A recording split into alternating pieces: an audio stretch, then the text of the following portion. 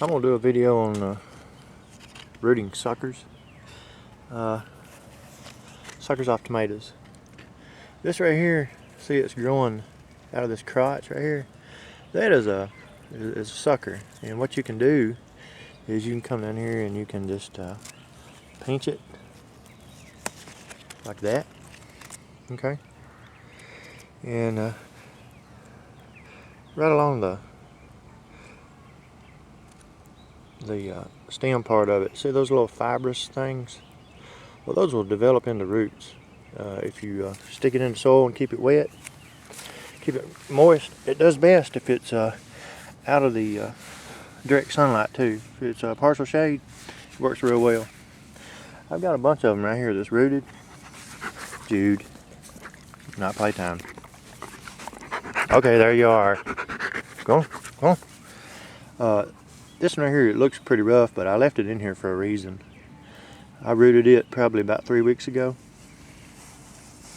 and I'm gonna show you what it's like. I'm gonna pull it out.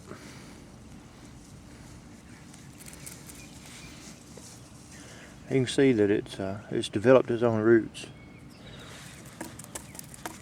Get some of that soil off there. See, it'll develop them all along the stem as far as you plant it into soil. See, it's got them all the way up to right there. But you can take that right there and it'll become a brand new plant. And a lot of times what I try to do is I'll root some and you know, have them as backup, and then also you can kind of see these two plants I got in here. They're real big now. They're all the way to the top of this trellis, and pretty soon they'll be hanging down the other side, and it'll be real hard to manage. But right here's a real nice one that I rooted at the same time as that other one, and I'll probably let it just grow. And when these others are beginning to play out, this other one right here, I'll let it go and let it come on and make a full plant right here in place. I like doing that. It kind of it's cheating a little bit. Free plants, good way to extend your season. But these are here's Brandywine, and I imagine this one right here's got real good roots. Starting to get some little flowers right there. I'll just let it go.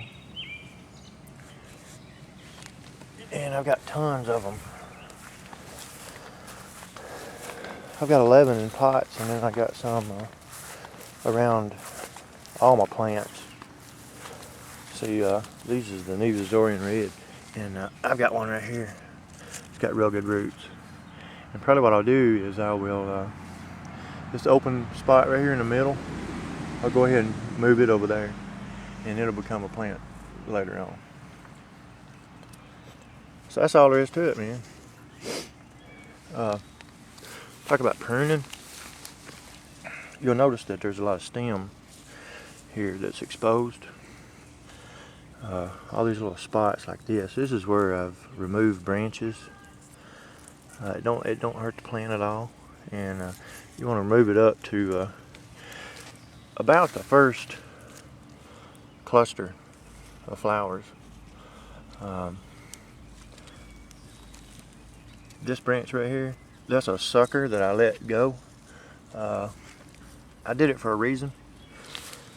Typically what I like to do is I let my plant grow up until it splits. That right there, that's a natural split. But you know, if it does this, you know, 3 feet off the ground, then you don't want that. So I let this sucker right here grow into a full branch by itself, and that way I get a lot of fruit without it having to grow too tall. And I did the same with this one over here. Okay, same thing. See, it went to split right there. This is a big plant right here. This is Nevasorian Red also. That's how I prune mine.